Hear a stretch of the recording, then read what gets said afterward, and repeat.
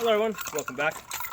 Today I'm working on my snap. I'm also testing out this red dot. I've had it for about 6 months. This is the Atibal SLR-1. It's a solar powered red dot.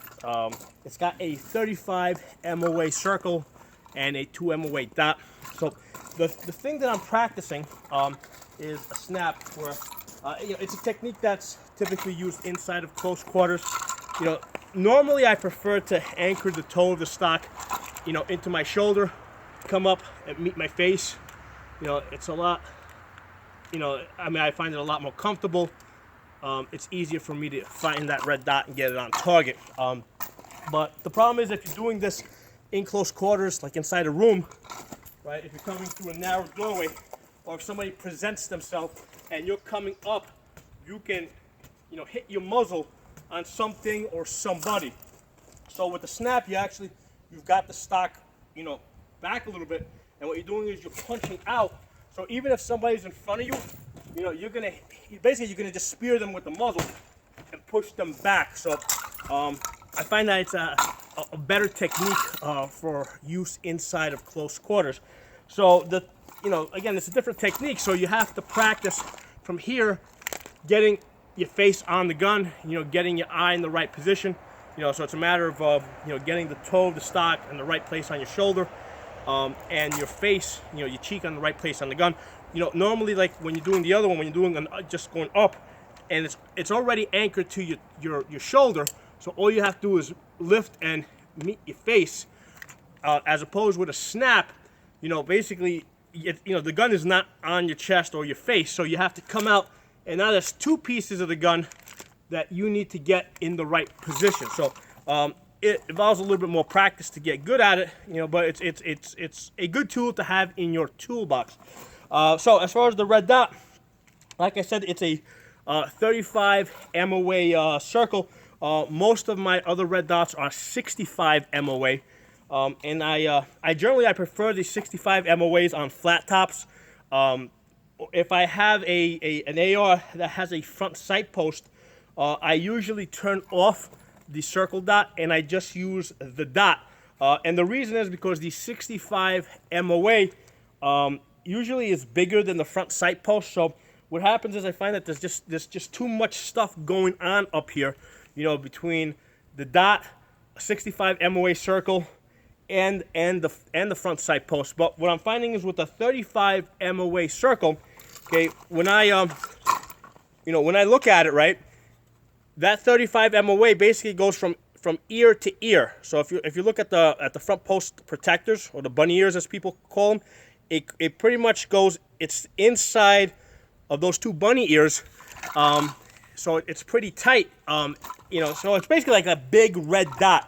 And I'm finding that it's making it really easy to find that dot, because I'm treating the whole 35 MOA circle as a dot. So on those 4-inch targets over there, I'm not looking for that tiny little dot.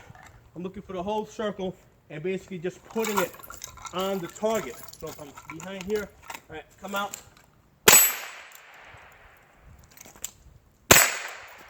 Okay. So if you do this exercise, what you want to do is put your foot right on the edge of your barricade. And what you want to do is make sure the gun comes out. If you're going to step out, make sure the gun comes out first. Okay, you don't want to have your foot come out and then the gun come out, because your foot's going to get shot, and you're also giving notice to the people inside the room that you're coming in. So what you want to do is, if you're gonna move, right, you want to basically put the gun forward as you step.